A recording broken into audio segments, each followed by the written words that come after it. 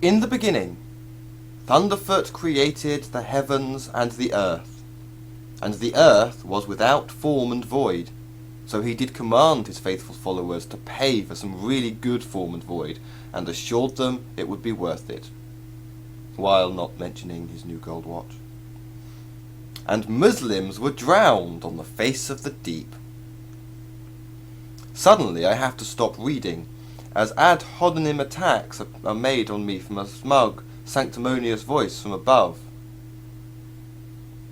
"This idiot can't possibly know anything," booms the voice of the mighty Thunderfoot. "He's got wild hair." "You can fucking talk," I've replied. "At least I'm not a total wanker to anyone who doesn't think exactly like me." "You criticize religion too," boomed back the voice of Thunderfoot the Almighty. "Well, yes, in the form of satire that I hope remains salient but also art. Why not be a scientist and also understand romantic or poetic things, like Da Vinci? He could manage both." "Da Vinci wasn't a massive cunt like I am." "Oh, I see." "Where most people have a doctor, I have 2020 gynecologists. And a douche built for whales." "What? All of Wales?" I asked, but then I stopped because that joke wasn't very good. One day, Thunderfoot was walking in the garden, and he did see some people who were thinking freely for themselves and expressing their own views in a manner which did suit them and was not of Thunderfoot. Some may even have been critical of him to some degree, or had questions or concerns, and they did expect not to get censored or blocked, and they expected the right to be atheists without paying the Thunderfoot tax, which is basically theft.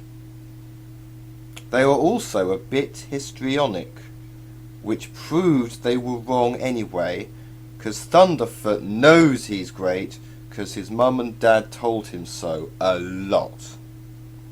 Especially when the Muslim boys used to pick on him for being a cunt.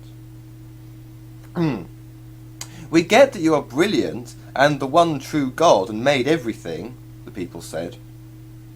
"But why do we always have to do things Yahweh?" So he smote the pesky infidels, did he, and banished them out of paradise, where they would have to toil the field and have periods and suffer and eventually die. "At least we don't have to listen to that pompous, boring cunt anymore," they all agreed, and they had a nice party with cake and everything. And all of those who did remain loyal to Thunderfoot the Almighty, regardless of his malevolence, arrogance and bullying, were sure one day to be greatly rewarded. And he knew the reward he chose for them was a good one, for they would get to be with him for eternity, and be allowed to praise him. Yes, praise him they would. Forever they would get to praise him, and praise him, and praise him, and praise him, and praise him, and praise him, forever and ever and ever and ever and ever and ever and ever and ever and ever.